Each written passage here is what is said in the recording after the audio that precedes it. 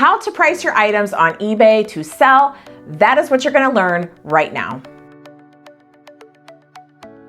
Hey, what's up? I am Debbie Baldwin, and this is Whozits and Whatzits, the channel that's dedicated to teaching you how to find treasures galore that are gonna make you more on eBay and teach you how to sell it so that you can make mad cash. Go ahead and subscribe if you haven't done so already, and keep coming back and watching often, because the more you watch, the more you're gonna make.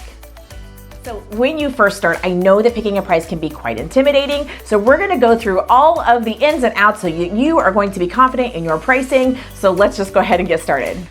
The very first thing you're going to do is you're going to research your item. You're going to type it into the search bar and you're going to go to completed listings. And you're going to go down to the left-hand side of the screen if it's on your computer. You're going to go to the right-hand side on your app and click on filter if you're on the app on the phone.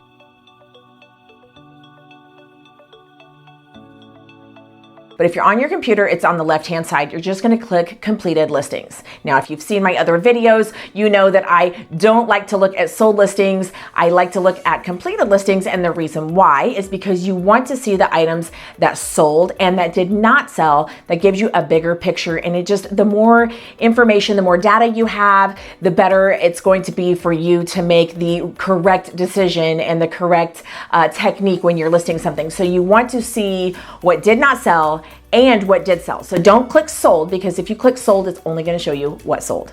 So click on completed listings.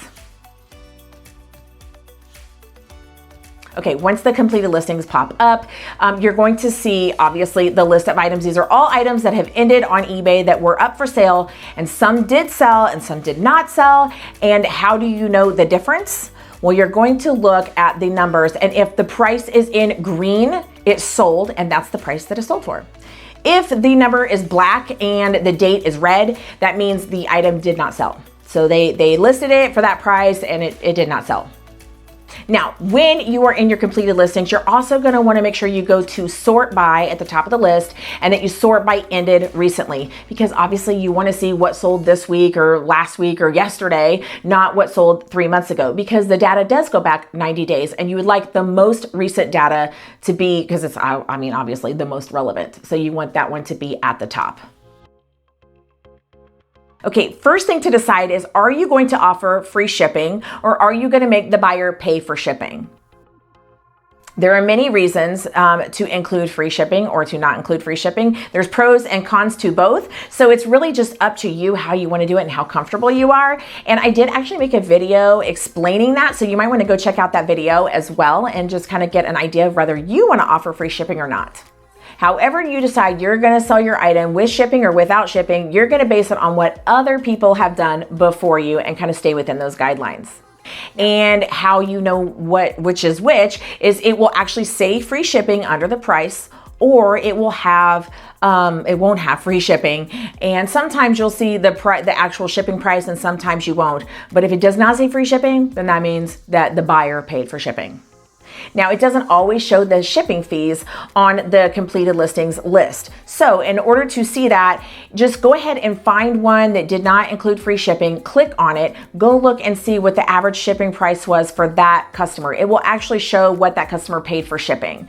And that will just kind of give you an idea. So if you're really not sure, you can do that, and that helps quite a bit. Bottom line is, free shipping really isn't free. I mean, you're just kind of padding your price with the shipping. The next thing you need to decide is what format you're going to sell your item in. Is it going to be a buy it now, or is it going to be an auction?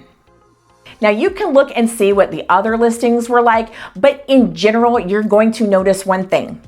Auctions don't tend to sell for as much as buy it now prices, just as a general rule. And there's always the exception to that rule. So you might find one where the opposite is true, and go ahead and go for it. In fact, I did a video about when to do buy it now and when to do auction, and the pros and cons of both. So you can go check out that video as well. So there are times when you're going to want to do an auction, but you need to decide which one you're going to do. And most likely, most of the time, it will be buy it now, if you're like me.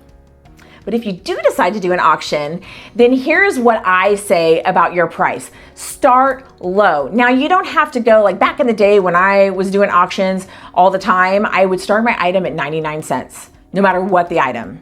But that was when like people really got into doing auctions and it was like super competitive. But now people are more into instant gratification because you're in the Amazon days of like the next day shipping and stuff like that. And now they're more into the instant gratification. So auctions aren't quite as popular. So I don't suggest going that low on your starting price. You know, pick something that's fairly low, that's going to give them a savings, but also room to go up, and people can like, you know, kind of like hash it out for a better price. But I tend to not go too low on my auctions for the starting price. Now, some people have asked me, should I set a reserve price? And I highly recommend that you do not. I know if you have a certain idea of the amount that you have to get for an item, honestly, I would just go ahead and list it at buy it now if that's the case. Because the auction format does not do well with the reserve price, and here's why. Because it doesn't show people your reserve price when you set it in the system. So when a buyer is trying to go and bid on your item and they click it and it says reserve amount set and reserve amount set and it didn't meet the reserve, that's really frustrating as a buyer, and nobody wants to keep putting it in 2 and 3 and 4 and 5 times to try to get to that reserve. And I tend to always think, and I think that this is probably natural, that the person probably has a really high reserve set on the item, so I just give up. So I just recommend that you don't set a reserve price, just start it low and let it go. And if you do have a price that you have to get for the item, just go ahead and do buy it now. Okay, so when you are listing it buy it now, that means you just name your price. Well, there's so many strategies and people argue all the time about which is best, and really it's up to you. But here's kind of my philosophy when it comes to listing my items and getting the best price for each item. I like to start out high, and not higher than the competition, but you know, maybe the highest successful price that it's already sold for. So if I'm looking at a list of items that have sold on my list, on the item that I'm listing, I try to pick one that sold very recently and sold for the most. And that's the price that I go for. Now, over time, if something hasn't sold, and it's really up to you to decide how long you want that to be. I mean, do you want to wait a week, 2 weeks, a month? I generally go by a month. I let something sit for a month and then I will adjust prices. So you can either send best offers to your customers or your watchers, that is, or you can go ahead and just mark it down and edit it. It's that simple. So I like to start higher and then just kind of slash prices as I go. However, if you're wanting to sell something super fast, you just need that cash, or let's say your items are sitting in your account for a long time and you just need some activity to kind of boost some more activity into your account, then you can do the lowest price and undercut your competition. Now, I'm gonna say this real quick because it's a big pet peeve of mine. Let's say that some item is selling for $20 and people are consistently paying $20 or $25 or whatever. Do not undercut your competition by listing it for $10. Not only are you screwing other sellers and they're going to get so mad at you, and trust me, some of them will reach out and tell you so, but also you are ruining your own market. You don't have to be that cheap to sell. You could have just listed it a couple dollars less than the competition and it still would have sold. So you're shooting yourself in the foot and you're shooting your competition in the foot, and you're ruining the whole market for that particular item, and everyone's gonna be so angry at you. So I suggest go ahead, undercut the competition, but only do it by like a buck or two, okay? Don't get overzealous and do it by like 50%. That's not gonna make you friends. Okay, let's go ahead and talk about when you're selling multiples of an item. So I just listed a bunch of breast milk storage bottles, and obviously when someone is breastfeeding and they're trying to store their breast milk, they're going to want more than one bottle. So during my research, I discovered that selling them as a lot was way better, so that's what I did. And I saw like lots of 10 or 20 or 50, and I just kind of went with what was the most successful. So when you have multiple items, look, is it going to be beneficial to you to sell in items that are in a lot, like something that someone's going to need multiples of? Or is it also going to save you money on the back end with shipping, like especially if you're offering free shipping? If you can bundle it together, then you don't have to ship it 2 and 3 and 4 times. Sometimes that can be even more lucrative. And even when you discount the price of the item as a lot, it's still saving you money because you don't have to ship it out several times. So there's just ways to kind of decide how you want to list your multiples. Also, when you are listing multiples, you can offer discounts based on how many they buy. So there's the option, like if they're selling 2 or more, then they get 10% off. If they're selling 3 or more, then they get 15% off. If they buy 4 or more, and it goes on and on and on. There's those options, and you can adjust all of those parameters yourself when you're listing the item. So that is another way to kind of offer incentives when you have multiples. Here's a bonus tip to kind of give you another edge on the competition with your pricing without having to slash your price like drastically.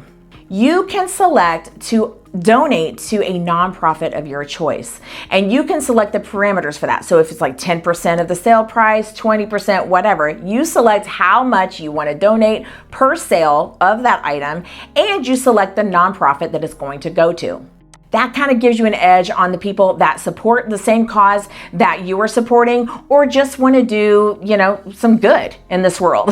And especially at Christmas time, that's a super popular feature. So that's just kind of another little edge that you have with your pricing that could beat out the competition. I have a question for you. Actually, a favor to ask. Could you go ahead and like this video? If you learned anything today, if it was entertaining in any way, shape, or form, go ahead and give me that thumbs up, because it totally helps my channel. And I want to grow my channel so that I can reach more and more people and teach them how to make mad cash on eBay. So if you would just go ahead and give it a thumbs up, that would be amazing. I so appreciate it. Thanks. Okay, so now there's only one thing left to do, and that is to go list. Or if you're not ready to list, go watch this video, and it's going to give you some awesome tips as well.